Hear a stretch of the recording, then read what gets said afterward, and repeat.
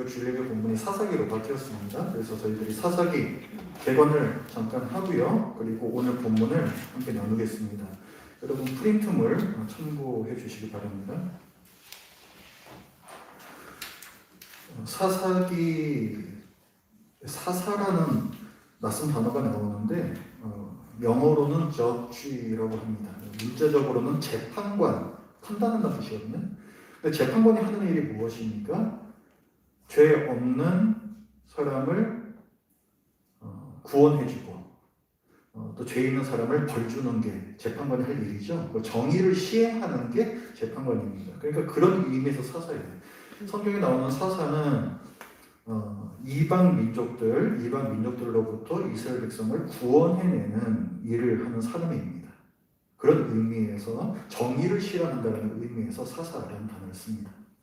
실제로는 우리가 사사를 읽어보면 거의 대부분 군사적 지도자로 나와요. 당시에는 서로 무력으로 싸우던 시대였기 때문에 12명의 사사가 사사기에는 기록이 되어 있습니다. 우리가 잘 아는 몇 명의 인물들이 있죠. 드보라, 기드온, 삼손, 입다까지도 혹시 아시는 분 있으신지 모르겠습니다. 자기 딸을 갖다가 바실 테니까 이기게 해주세요 했던 그런 입다도 있고요. 이런 사람들이 사사입니다. 시대적 배경은 여러분 그 성경 파노라마 저하고 공부하셨었죠. 그때 지금 우리가 하는 성경 학교에서도 공부했습니다만은 그 그림 한 장으로 그리는 거 있었잖아요. 그거 떠올려 보시면 돼요. 그래서 시내산에서 출발한 이스라엘이 요단강 동편을 통해 가지고 올라온 다음에 요단강 건너서 그 다음에 가나안 땅으로 들어가죠. 그래서 여호수아 시대에 정복을 합니다. 이 가나안 땅을. 그 다음에 우리가 숫자 4를 그리죠. 네, 그 사사 시대예요. 그 사사 시대.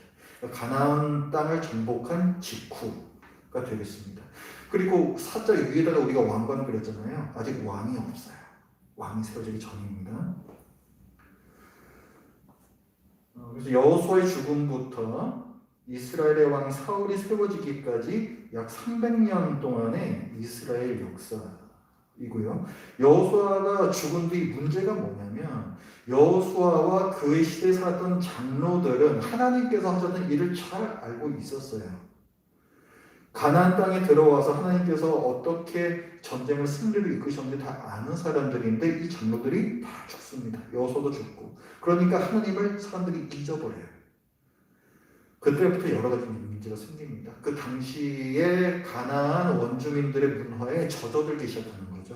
그다음부터는 순환론적 역사라고 했습니다. 사사기의 구조는 아주 거의 정형화가 돼 있어요. 백성들이 편안하게 살다가 편안하니까 또 죄를 짓기 시작합니다. 그러면은 그 죄가 쌓이고 하다가 하나님께서 안 되겠다 싶으셔서 징계를 하세요. 사실은 언약적 저주입니다. 가나안 땅에 들어오기 전에 너희가 순종하면 복을 받을 것이요 불순종하면 저주를 받을 것이다. 그 저주 내용 중에 땅에서 일어나는 전쟁이 있거든요. 그 언약에 따라서 전쟁이 일어나는 거예요. 그래서 그게 징계입니다. 그러면은 이제 괴롭잖아요. 그럼 백성들이 또 회개합니다. 저희들이 잘못했습니다. 저희들 좀 살려주세요. 이렇게 회개를 하면 하나님께서 사사를 보내셔서 구원해 주세요. 그럼 또 평화가 오죠. 또 몇십 년 살다 보면 또 느슨해져가지고 또 타락합니다. 이거에 계속 반복. 이 사이클이 계속해서 이제 반복돼요. 사사기에서 이 사이클이 7번 나옵니다. 그런데 그러니까 이렇게 사이클은 돈다는 거잖아요. 돈다는 거. 도는 게 이제 7번이 나오는데 그냥 제자에서 뱅글뱅글 도는 게 아니고 여기서 한 번 돌고 좀 내려서 한 번 돌고 그 밑에 좀 내려서 돌고 점점 타락해요. 점점 타락해요. 사사들도 뭐 이런 삶이다 사사가 싶은 삶이 계속 나오고 실제로 그 사람들 하는 행동도 점점 타락한 행동들이 계속 더 심해집니다. 그래서 계속 타락하면서 이 사이클을 순환한다 해서 우리가 나사 박을 때 있잖아요. 그런 것처럼 나선형 하강 구조다. 밑으로 추락해가는 그런 역사를 보여주고 있습니다.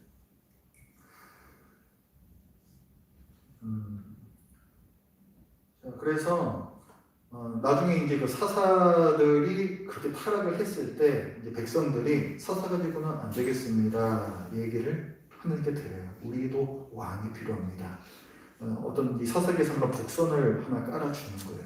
복선을 깔아주면서 사무에서로 넘어가죠. 사무엘서로 넘어가서 사울이라는 초대 왕이 세워집니다. 그 다음에 뭐 다윗, 솔로몬 이런 왕들이 계속해서 나오죠. 하나님께서 인간 왕을 기뻐하셨는가? 지난 선대 학교 때에도 잠깐 말씀드렸지만 하나님께서는 인간 왕을 세우자는 이스라엘 백성의 청을 들어주시긴 하셨지만 그것을 전혀 기뻐하지 않으셨습니다. 왜냐하면 하나님께서 이스라엘과 왕과 백성의 언약을 맺으신 거거든요. 근데 그 왕은 좀 탐탁지 않다라고 백성이 여기는 거예요. 그렇기 때문에 당연히 하나님께서 싫어하십니다. 자, 구조 보시겠습니다.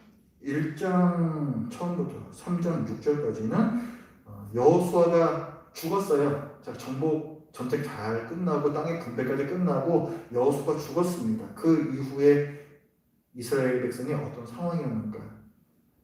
점점 하나님을 잊어간다 그랬죠. 그런 상황. 그러면서 우상을 숭배하기 시작합니다. 그리고 하나님께서는 가나안 땅에서 가나안 족속을 완전히 몰아내라, 진멸시켜라 말씀하셨는데 뭔가 좀 부려먹으면 더 좋겠는데 싶은 욕심에 자꾸 남겨놔요. 그래서 나중에 이런 것들이 다 문제가 됩니다. 그러니까 불완전한 순종이죠. 그리고 아까 그 사이클 그 구조가 있잖아요. 그 구조를 한번 쫙 이렇게 정리를 해줍니다. 그게 3장 6절까지 나오는 말씀이고요. 그 다음부터 대부분의 분량 16장까지는 그 사이클 이거 7번 있다고 했잖아요. 그걸 갖다가 쭉 얘기를 해줍니다.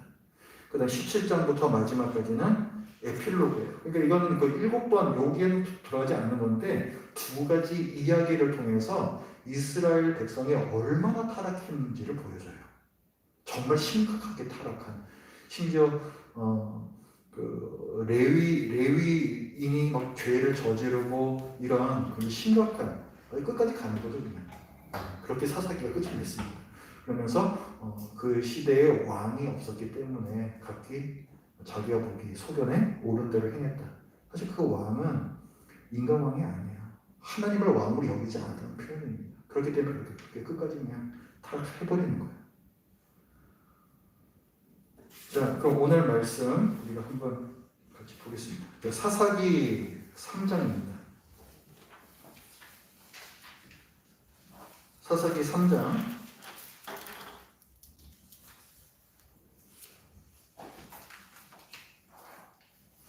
12절부터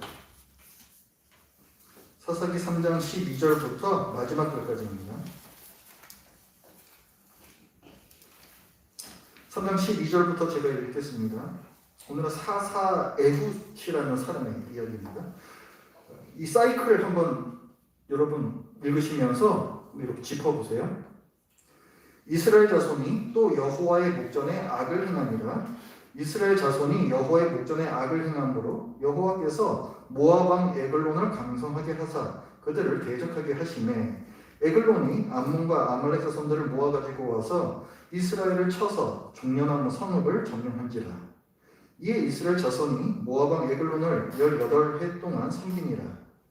이스라엘 자손이 여호와께 부르짖음에 여호와께서 그들을 위하여 한 구원자를 세우셨으니 그는 곧 베냐민 사람 게라의 아들 왼손잡이 에훗이라. 이스라엘 자손이 그를 통하여 모압 왕 에글론에게 공물을 하실 때에 애굽이 길이가 한 규빗 되는 좌우의 날성 칼을 만들어 그의 오른쪽 허벅지 옷 속에 차고 공물을 모압 왕 에글론에게 바쳤는데 에글론은 매우 비둔한 자였더라. 에훗이 공물 바치기를 마친 후에 공물을 메고 온 자들을 보내고 자기는 길갈 근처 돌 뜨는 곳에서부터 돌아와서 이르되 왕이여 내가 은밀한 일을 왕에게 아뢰려 하나이다 하니 왕이 명령하여 조용히 하라 하매 모셔 선 자들이 다 물러간지라. 에훗이 그에게로 들어가니 왕은 서늘한 다락방에 홀로 앉아있는 중이라. 에훗이 이르되 내가 하나님의 명령을 받들어 왕에게 아랠 일이 있나이다 하매 왕이 그의 좌석에서 일어나니 에훗이 왼손을 뻗쳐 그의 오른쪽 허벅지 위에서 칼을 빼어 왕의 몸을 찌르매 칼자루도 칼을 따라 들어가서 그 끝이 등 뒤까지 나갔고 그가 칼을 그의 몸에서 빼내지 아니하였으므로 기름이 칼날에 엉켰더라. 에훗이 현관에 나와서 다락 문들을 뒤에서 닫아 잠그니라. 에훗이 나간 후에 왕의 신하들이 들어와서 다락 문들이 잠겼음을 보고 이르되 왕이 분명히 서늘한 방에서 그의 발을 가리우신다 하고 그들이 오래 기다려도 왕이 다락문들을 열지 아니하는지라. 열쇠를 가지고 열어본즉 그들의 군주가 이미 땅에 엎드러져 죽었더라. 그들이 기다리는 동안에 에훗이 피하여 돌뜨는 곳을 지나 스이라로 도망하니라.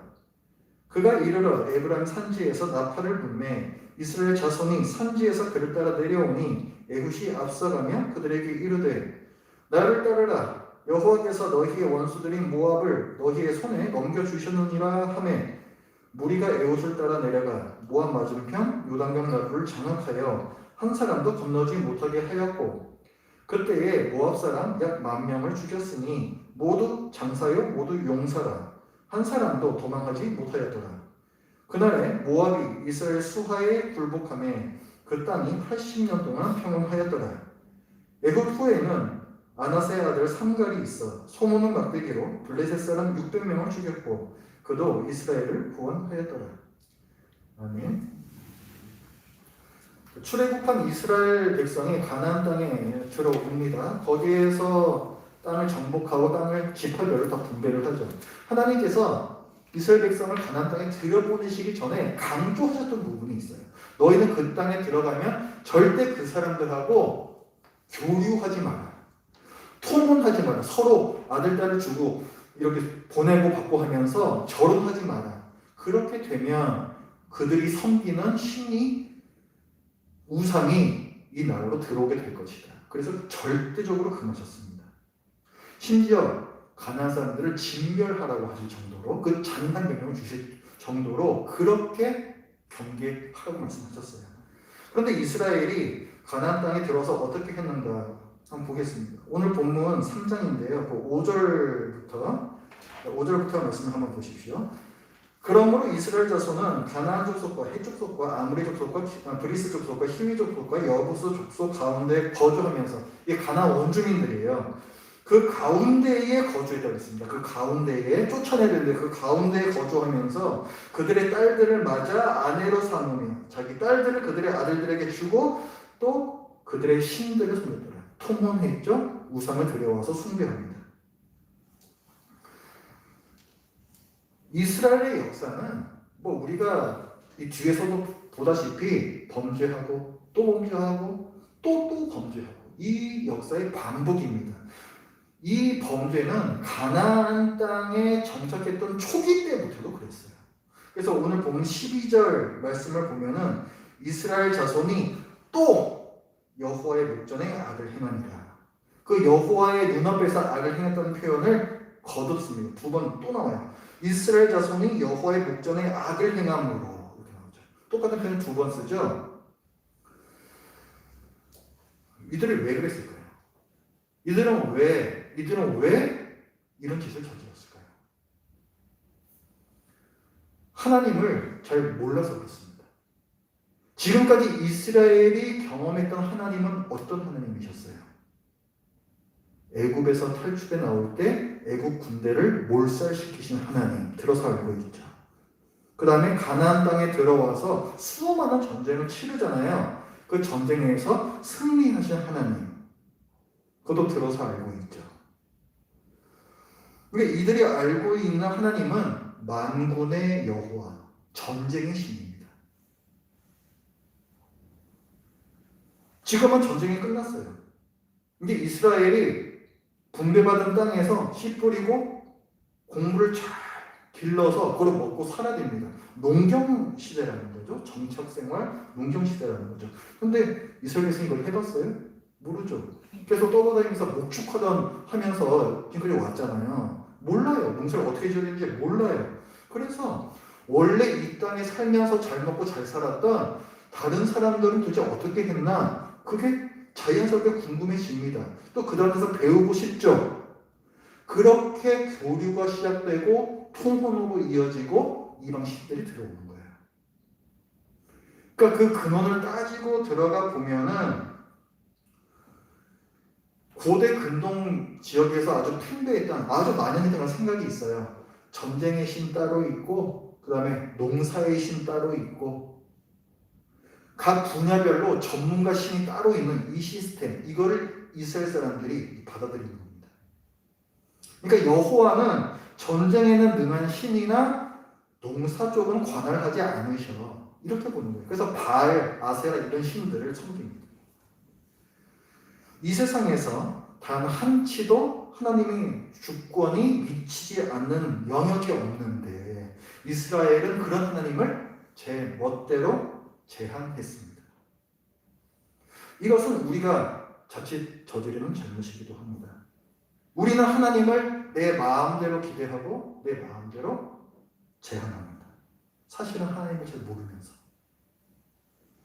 성경을 통해서 당신을 알려주신 하나님이 아니라 내가 경험했던 하나님까지만 신뢰합니다. 머리로는 하나님이 누구신지 아는 것 같지만, 성경 봐서 아는 것 같지만 막상 어려운 일에 부딪힐 때면 내가 경험하지 못한 하나님보다 이 일을 나보다 먼저 경험했던 사람을 찾아가요. 그 자체가 문제라는 건 아닙니다. 문제는 하나님께서 엄하게 금하신 부분까지 내가 아무렇지도 않게 넘어서 버린다는 거죠. 이 모든 일이 하나님은 여기까지 다스리신다라고 하는 하나님의 한계를 지운 것이 그것이 원인입니다. 이스라엘이 범죄하자 하나님께서 징벌을 내리세요. 12절 말씀에 보면 중간에 이스라엘 자손이 여호와의 목전에 악을 행함으로 여호와께서 모압 왕 에글론을 강성하게 하사 그들을 대적하게 하심에, 언약적 저주라고 그랬죠. 전쟁이라는 게 그 저주의 내용 중에 있었던 거라고 그랬죠. 언약적 저주가 내려진 거예요. 하나님께서 이방 민족을 보내셔서 이스라엘을 침략하게 하십니다. 자, 그러면 이스라엘이 이제 이방 민족의 종이 돼요. 노예가 돼요. 옛날에 애굽에서 종살이 했을 때처럼 그 시절을 이제 몰락을 하는 거죠. 종주 동신 관계로 들어갑니다. 그러니까 모압 왕이 종주가 되고 이스라엘은 동신 관계가 되는 거죠. 괴롭잖아요. 몇십 년 지나면 이제 이스라엘이 고통에 못 이겨서 잘못했습니다. 우리 좀 살려주세요. 이렇게 누구한테 기도해요? 여전히 전쟁의 전문이라고 불리는 여호와께 기도합니다. 얘를 좀 힘으로 무찔러 달라는 거죠. 그러면 하나님께서 사사를 보내주세요. 사사. 정의를 시행하는 사람. 그래서 이방 민족을, 이 불의한 민족을 내쫓으시고 이스라엘 자기 백성을 구원하십니다. 사사기 전체가 이 반복되는 징계와 구원의 기록이에요. 오늘 본문에서도 하나님께서는 이방 민족을 사용하셔서 이스라엘을 징계하시고 회개한 이스라엘을 사사 에훗을 통해서 구원하십니다. 오늘 내용은 그런 거예요. 에훗이 모압 왕에게 곡물 드리러 가는 사절단 대표로 갔다가 거기서 오히려 모압 왕을 암살한다. 결정적인 승리를 거둔 다음에 그 다음에 이스라엘 백성을 데리고 가서 떨거지 군대들을 다 무찌른다. 그래서 이겼다. 구원받았다. 자, 이게 이제 내용이란 말이에요. 오늘 본문에서 하나님께서 이스라엘에게 알려주시는 바가 뭘까요? 물론 사사기 전체에서 공통적인 주제들이 있습니다. 하나님만 섬겨야 한다. 언약을 깨면 저주가 임한다. 회개하면 하나님께서 구원하신다. 이거는 공통적으로 흐르는 주제입니다. 여기도 당연히 그 주제가 나타나 있죠. 그런데 오늘 본문을 보면은 뭔가 계속해서 반복하고 우리에게 알려주고자 하시는 바가 있었습니다. 하나님께서도 이스라엘 백성에게 뭔가 한 가지를 더 알려주세요. 하나님은 여기까지다라는 거 없다.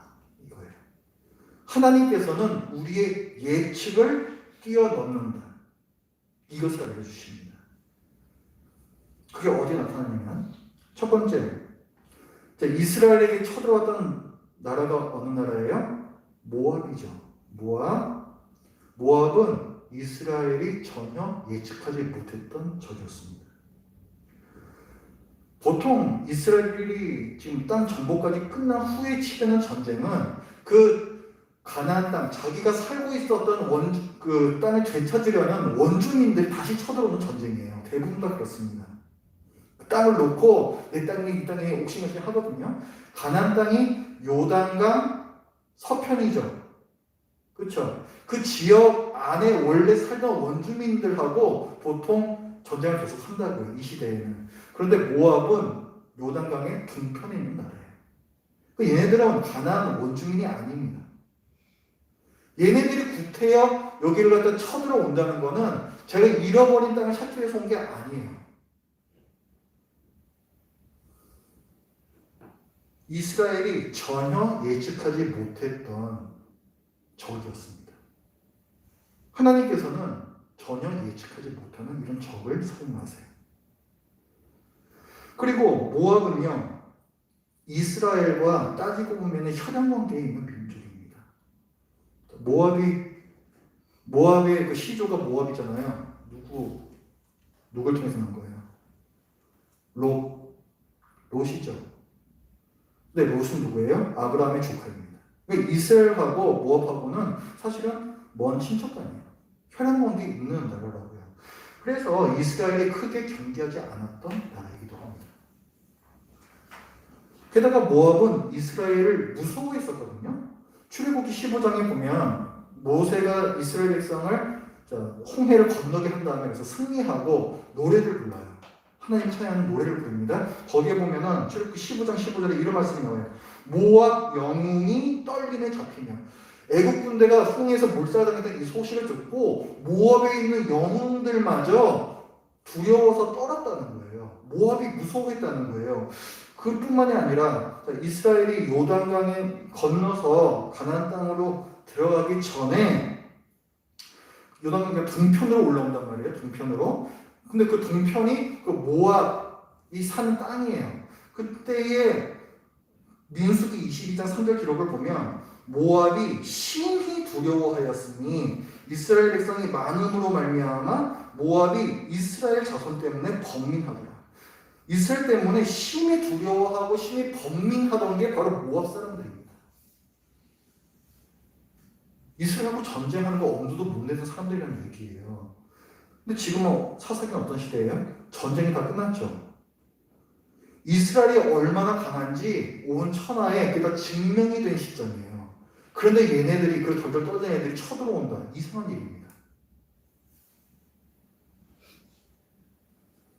하나님께서 모압을 사용하신 거예요. 막대기로, 징계의 막대기로 사용하시는 겁니다. 그래서 12절 말씀 뒤에 보면은 여호와께서 모압 왕 에글론을 강성하게 하사 그들을 이스라엘을 대적하게 하셨다. 이렇게 기록이 나와요. 하나님께서 그렇게 하신 거예요. 하나님께서는 우리가 예측할 수 없는 적을 보내십니다. 자, 이 예측할 수 없음이 또 어느 부분에서 나오냐면 에훗이라는 사람에서 또 보여요. 에훗은 이스라엘 백성들조차도 전혀 예측하지 못했던 구원자입니다. 에훗에 대한 소개가 15절에 나오는데요. 거기 중간에 보면은 그는 곧 베냐민 사람 이렇게 나오죠. 베냐민 지파는 12지파 중에서 가장 인구가 작아요. 가장 작은 민족입니다. 그러니까 약간 좀 업신여길 수도 있는 그런 지파였다는 거죠. 그런 지파에서 구원자가 나왔다는 거예요. 사람들이 구원자를 기대하지 않았던 지파에서 나왔어요. 그 뒤에 이어지는 표현이 왼손잡이 에훗이야. 왼손잡이라는 표현이에요. 여기서는 왼손잡이라고 우리 의례에서는 발음을 했지만 원문을 보면 오른손을 사용하기에 능숙하지 않았다. 이런 뜻입니다. 어떤 학자들은 오른손 쪽에 좀 장애가 있었다. 이렇게도 번역을 해요. 그러니까 뭔가 오른손 사용하기에 뭔가 제약이 있었다는 거죠. 그때나 지금이나 사람들 대다수가 다 오른손잡이죠. 이 사회라는 게요, 항상 이 대다수가 옳은 사회가 되기 쉽습니다. 별다른 이유도 없이. 그래서 오른손잡이는 옳다. 그래서 오른쪽이 영어로 뭐예요? right잖아요. right. right가 오른편이라는 뜻도 있지만 옳다라는 뜻도 되죠? 그래서 거기 그런 단어를 만들어냈어요. 그러면은 오른손이 right면은 왼쪽은 뭡니까? 틀렸다는 거잖아요. 이쪽에 옳음이 좀 틀린 거네요. 그죠? 그러니까 왼쪽에 대해서는 뭔가 비하하는 문화가 이 당시에 분명히 있었어요. 영어 단어에서도 오른손잡이라는 단어가 dexterity라고 합니다. dexterity. 이게 오른손잡이라는 뜻도 되고 능숙하다, 민첩하다 이런 뜻도 돼요. 그러면 오른손잡이 그러면 왼손잡이는 뭐겠습니까? 능숙하지 못하고 민첩하지 못한 거, 무능하다는 뜻이에요. 그렇게 이어지는 거죠. 서로 대리가 될 수밖에 없는 거죠. 이와 같이 왼손잡이라는 표현은 특히 이 당시 문화에서, 이 고대 근동의 당시 문화에서 매우 부정적인 진술입니다. 에웃은 왼손잡이였다. 매우 부정적인 진술이에요. 그리고 이 사람이 지금 베냐민 사람이라고 했죠. 베냐민이라는 그 말의 뜻이 오른손의 아들이라는 뜻이에요. 그것도 굉장히 역설적이지 않습니까? 오른손의 아들이라고 부르는 베냐민 지파에서 왼손잡이가 나왔어요. 이 사람이 구원대로 나오더라고요. 전혀 사람들이 기대하지 않는 게 왼손잡이에요. 그 사람이 바로 에웃이었습니다. 사실은 그래서 에훗이 모압 왕한테 공물을 바치러 갔어요. 공물을 바치러 가는 거 지금 주종과 공신의 관계라 그랬죠? 왕과 신하의 관계란 말이에요. 신하는 왕 앞에서 굴복해야 되죠. 지금 이스라엘 백성이 모압 왕에서 굴복하고 있는 거죠. 이런 무능한 자기네들을 가장 잘 표시할 수 있는 사실은 비굴한 그 이미지가 뭐였냐면 바로 오른손을 제대로 쓰지 못하는 이 무능한 이미지였습니다. 그래서 에웃이라는 사람을 이 조공 보낼 때 대표로 보내요. 그러면은 모압 측에서는 그런 심리적인 만족감도 느끼고요. 실제로도 이 사람은 장애가 있으니까 이 사람은 무슨 우리를 뭐 어떻게 해코지를 못하겠구나 이런 실제적인 이유도 돼요. 그래서 에훗이 조공단의 대표로 갑니다. 사람들은 그의 힘없는 오른손에 주목했어요. 그러나 덕분에 에훗은 모압 왕의 궁전에까지 들어갈 수 있었고 더더군다나 이거 뒤에 내용 쭉 보면은 이 모압 왕하고 독대까지 할 수가 있었습니다. 저까지 놈이 뭐 나한테 뭘 하겠냐? 야, 다 나가 있어라. 뭐 은밀한 거 뭐 알려준다 하니까 다 나가 있어. 이렇게 한단 말이에요. 에훗은 이스라엘이 전혀 예측할 수 없었던 구원자였어요. 또 한 가지 예측할 수 없었던 부분은 구원해 가시는 방법입니다. 암살해요, 암살. 그 모압 왕을 암살한다고요. 이것도 이스라엘이 전혀 예측하지 못했던 일입니다. 하나님께서는 사람들이 전혀 예측하지 못했던 은밀한 구원을 행하십니다. 19절 말씀을 보면은 자, 에훗이 길갈 근처 돌 뜨는 곳에서부터 조금 바치고 돌아가는 길에 다른 사람 다 보내고 자기 혼자서 다시 모압 왕을 만나러 가요. 다시 돌아와서 이르되 왕이여 내가 은밀한 일을 왕에게 아뢰려 하나이다. 은밀한 일을 행하기 시작합니다. 하나님께서 이 일을 행하기 시작하시는 거예요. 그런데 16절 말씀을 보면은 사실 칼이 있었어요. 칼을 자기 오른쪽 허벅지 쪽에 감추고 옷으로 감추었어요. 은밀하고 감추어진 일입니다. 그리고 21절을 보면은 누구도 예상치 못했던 이 왼손을 써서 이 왼손을 펴서 칼로 찔러서 죽여요. 하나님께서는 에훗을 통해 예측하지 못했던 손으로 예측하지 못했던 칼을 빼어서 예측하지 못했던 죽음을 전달하셨습니다. 하나님께서는 예측하지 못했던 구원을 행하셨습니다. 이 사사 에훗은 그 전에 나왔던 사사 온니엘하고 아주 대비가 돼요. 온니엘의 이야기가 오늘 본문의 바로 위에 7절부터 나오거든요. 7절부터 11절까지 그 내용을 보면 온니엘은 위기 상황에서 이스라엘이 당하고 있는 위기 상황에서 사람들이 기대함직한 아주 전형적인 사사의 모습을 갖고 있습니다. 그는 처음부터 백성들에게 공식적으로 사사로 인정을 받아서 활동을 시작해요. 10절을 보면 여호와의 영이 온니엘에게 임했다 했습니다. 그런데 애굽에게는 그런 표현이 나오지 않아요. 또 10절에 온니엘은 백성들에게 공식적으로 사사로 인정을 받으면서 자기 일을 시작합니다. 그런데 에훗은 사사로 인정받는 게 아니라 굴욕적인 조공 대표로 인정을 받아서 가죠. 또 온니엘은 10절에서 전쟁터로 나가요. 이스라엘에서 이끌고 전쟁터로 가서 박살을 냅니다. 그런데 애굽은 전쟁터가 아닌 궁전에서, 모압 왕의 궁전에서 왕을 암살함으로써 결정적으로 이겨요. 온니엘이 기대함직한 구원자였다면 에훗은 예기치 못한 구원자였습니다. 성경은 온니엘과 에훗을 의도적으로 대비시켜서 나란히 앞뒤로 연결시켜서 얘기를 하고 있어요. 온니엘이 구원했다라는 표현을 보면은 10절 한번 보십시오. 중간에 보면은 여호와께서 메소포타미아 왕 구산 이사다임을 어디에 넘겨주시매? 그의 손에 넘겨주시매 온니엘의 손이 구산 이사다임을 이기니라. 어떤 단어가 반복돼요? 그의 손. 온니엘의 손. 똑같은 단어가 반복되죠. 두 번이나 반복되잖아요. 그죠? 애굽이 구원한 걸 보면은 15절 말씀에 보면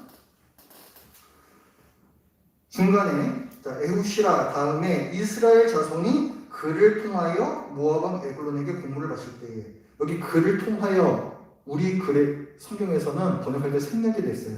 원에 보면은 그의 손을 통하여 라고 되어 있습니다. 에훗의 손을 통하여 이렇게 되어 있어요. 의도적인 거죠. 아까 온니엘의 손 두 번이나 강조하고 바로 이어서 에훗의 손을 또 얘기한다고요. 의도적인 거예요.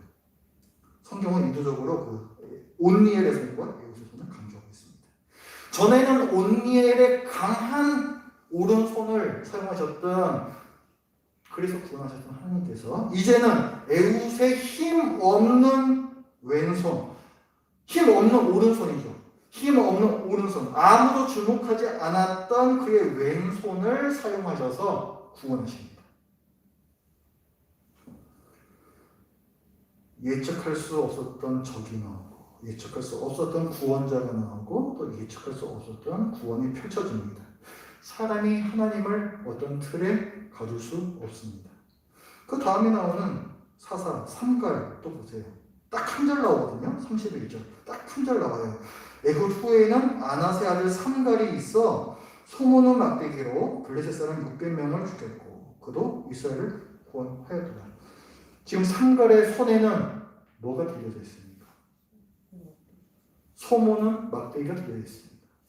온니엘의 손에 그리고 에훗의 손에는 칼이 들려져 있었지만 지금 삼갈의 손에는 소모는 막대기가 들려 있습니다. 결론적으로 말씀드리면 하나님을 전쟁의 전문가로 여겼던, 그렇게만 한정지었고 하나님을 예측했고 그랬던 이스라엘 백성에게 하나님께서 주시는 가르침은 나는 너희가 선 그은 한계에 갇히지 않는다 라는 부분입니다. 하나님께서는 때때로 가장 가망 없을 듯한 방법을 사용하세요. 가난, 질병, 실패, 좌절 같은 힘 없는 왼손잡이들을 사용하십니다. 그 최고봉이 바로 예수님이세요. 예수님이 바로 왼손 같은 분이셨습니다. 그는 가난하셨고, 그는 초라하셨고, 그는 멸시받으셨고, 그는 버림받으셨고, 그는 고통당하셨고, 천대받는 모습으로 이 땅에서 사셨습니다. 예수님은 하나님의 힘 없는 왼손이셨습니다. 그러나 십자가에서 무력하게 죽으신 예수님께서는 죽음에서 부활하셔서 우리를 죄와 사망의 권세에서 구원하시는 하나님의 강력한 오른손이 되셨습니다. 그러니까 하나님은 양손잡이세요. 우리가 하나님에 대해 예측할 수 있는 것, 확실한 것, 하나님의 성품입니다. 하나님이 어떤 분이시냐? 성경에서 말씀하시는 하나님의 성품, 거룩하심, 의로우심, 세상에 대해서 공적인 의, 공의를 행하심, 신실하심, 사랑, 오래 참으심, 이런 성품들이죠. 반면에 우리가 하나님에 대해서 예측할 수 없는 것, 그 성품으로 행하시는 구체적인 방법입니다. 그거는 우리가 예측할 수 없어요. 우리가 어떤 하나님을 믿어야 하는가? 먼저 예측할 수 있는 하나님을 믿어야 됩니다. 어제나 오늘이나 영원부터 영원까지 변치 않으시는 하나님의 성품을 신뢰해야 합니다. 또 우리는 어떤 하나님을 믿어야 하는가? 우리가 예측할 수 없는 하나님을 믿어야 합니다. 인간의 유한한 지혜와 유한한 능력을 기준으로 하나님의 지혜와 능력을 재단해서는 안 됩니다. 우리는 하나님께서 약속하신 바를 정당하게 요구할 수 있습니다. 그러나 그것을 어떤 식으로 이루셔야 한다라고는 요구할 수 없습니다.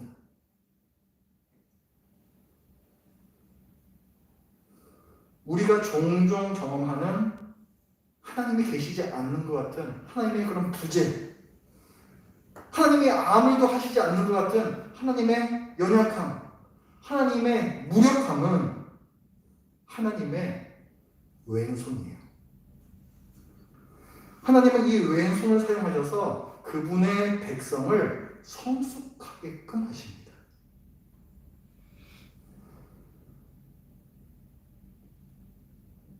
여러분이 극복하셔야 할 믿음의 수준이 있어요. 뛰어넘으셔야 하는 믿음의 수준. 나를 모든 어려움에서 마법처럼 구하시는 전능하신 하나님이라는 수준의 그 믿음을 넘어서셔야 합니다. 우리의 생각은 건강과 복을 주시는 하나님, 풍성한 삶을 이끄는 10가지 지침을 주시는 하나님, 이런 하나님에 머물러 있어요. 그때에 우리가 경배하는 대상은 우리 자신입니다. 내 삶, 내 문제, 내 행복에 대한 종교로서의 기독교. 그것은 성경에서 말씀하는 그 하나님이 아니십니다. 하나님께서는 우리에게 그런 것들보다 더 큰 무언가가 필요함을 아시기에 우리가 그분의 능력을 체험하기보다 그분의 사랑을 경험하기를 원하세요.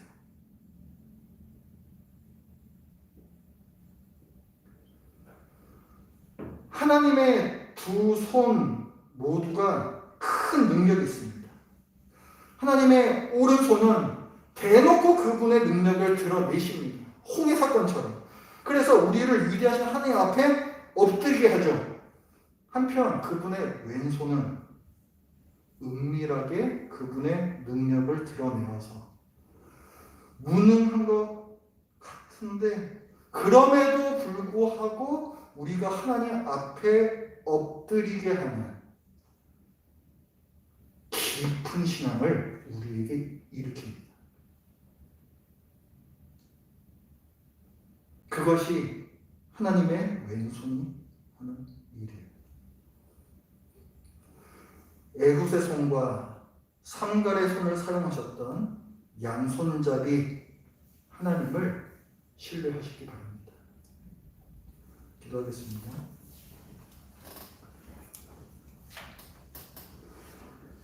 하나님 아버지, 저희들 오늘 에훗 사사를 통하여서 하나님께서 이루시는 일이 신명막측하고 참으로 기이하구나 하는 부분을 나누었습니다.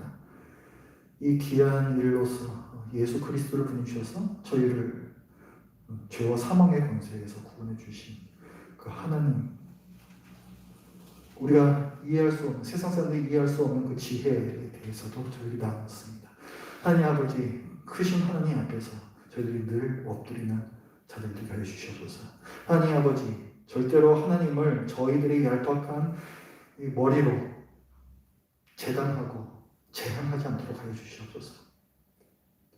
저희들에게 일어나는 닥쳐있는 이 모든 일들 가운데에서 여전히 하나님께서 때로는 왼손을 사용하셔서 우리를 하나님의 백성답게 만들어 가고 계시다라는 이 은혜를 저희들 깨닫게 하여 주시옵소서.